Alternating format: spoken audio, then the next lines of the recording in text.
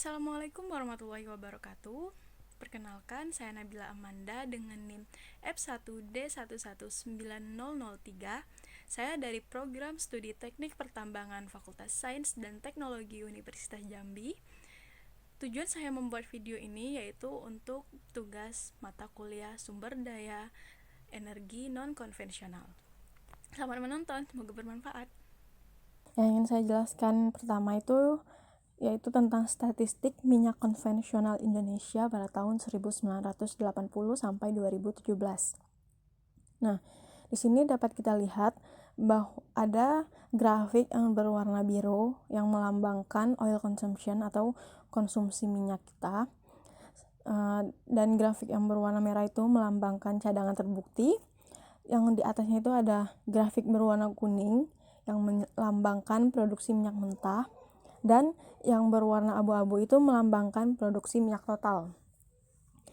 Nah, di sini juga dapat kita lihat pada awal tahun 1980 itu konsumsi minyak kita itu masih rendah, yaitu sekitar 320.000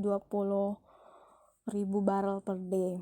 Sedangkan produksinya itu sangat tinggi, bisa mencapai di sini 1.500-an lebih. Nah, tapi semakin lama produksi kita itu semakin menurun karena sudah banyak cadangannya itu yang dieksplorasi. Nah, juga kita dapat lihat di sini pada grafik dapat kita lihat bahwa semakin lama itu tingkat konsumsi kita terhadap minyak itu semakin tinggi, sedangkan produksinya itu semakin menurun. Berarti dapat kita lihat di sini bahwa sebenarnya itu Indonesia itu tidak kaya akan energi. Sebenarnya Indonesia itu miskin akan energi. Karena terbukti di sini bahwa semakin lama tingkat produksi Indonesia itu berbanding terbalik dengan tingkat konsumsinya. Berbanding terbalik dengan pada tahun 1980. Di mana semakin lama itu Indonesia kekurangan produksi, di mana membludaknya konsumsi yang semakin tahun itu semakin banyak. Nah, maka dari itu Indonesia sekarang sudah mulai tidak mensubsidi minyak. Dulu pernah Indonesia masih mensubsidi minyak karena cadangan dan konsumsi itu masih seimbang, atau bisa dikatakan konsumsinya itu masih sedikit dibandingkan tingkat produksinya yang masih tinggi. Akan saya jelaskan yaitu mengenai statistik gas Indonesia pada tahun 1980 sampai 2017. Nah, di sini kita menemukan grafik yang berbeda jauh dengan statistik minyak Indonesia sebelumnya. Nah, di mana di sini kita lihat bahwa konsumsinya itu masih seimbang dengan produksinya, di mana kita lihat produksinya masih tinggi, sedangkan tingkat konsumsinya itu masih seimbang. Nah, pada gas produksi kita sendiri itu tinggi, sedangkan penggunaannya itu masih sedang. Berarti gas kita masih stabil ya cadangannya dengan produksi yang masih aman. Oke, selanjutnya yang akan saya jelaskan yaitu mengenai statistik batubara Indonesia pada tahun 1980 sampai 2015. Hampir sama mungkin seperti yang tadi. Yang grafik merah itu melambangkan produksi batubara, dan yang biru itu melambangkan konsumsi batubara Indonesia. Nah, di sini dapat kita lihat pada grafik itu tingkat produksi batubara Indonesia itu sangat tinggi dibandingkan dengan konsumsi kita yang sangat rendah.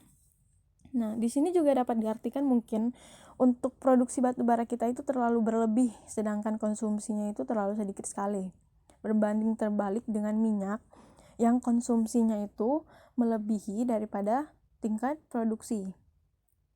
Di sini sebenarnya juga tidak baik, karena yang baik itu dimana jika jumlah konsumsi masih seimbang dengan jumlah produksi.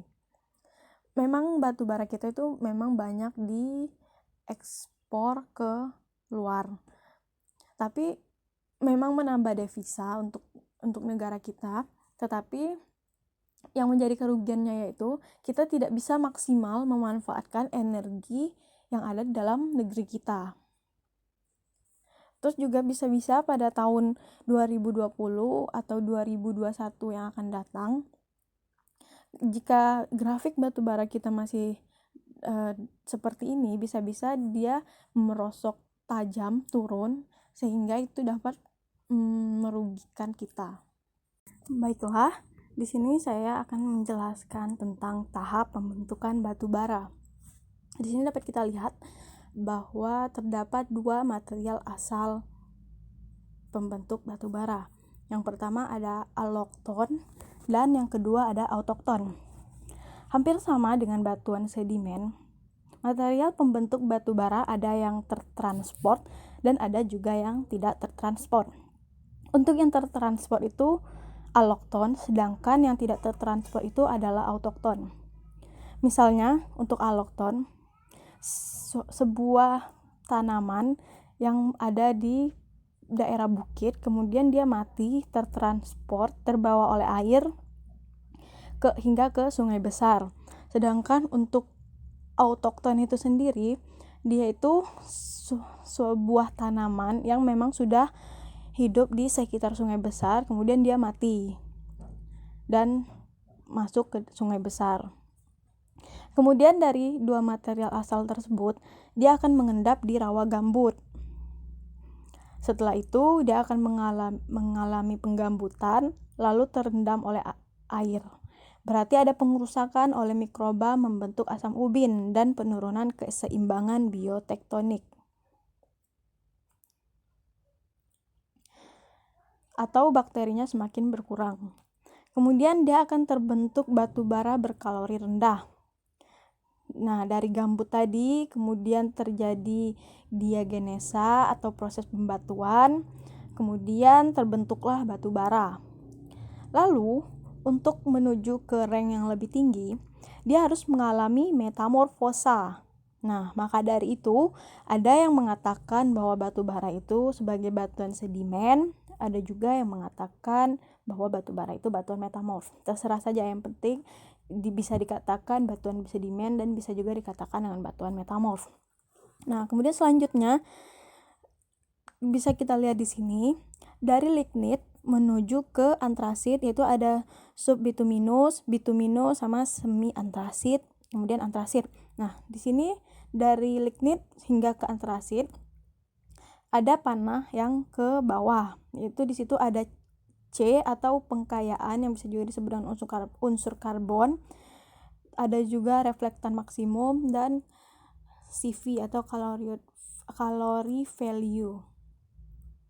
Nah, di sini pada dari lignit menuju antrasit, C, R max dan CV itu akan semakin meningkat.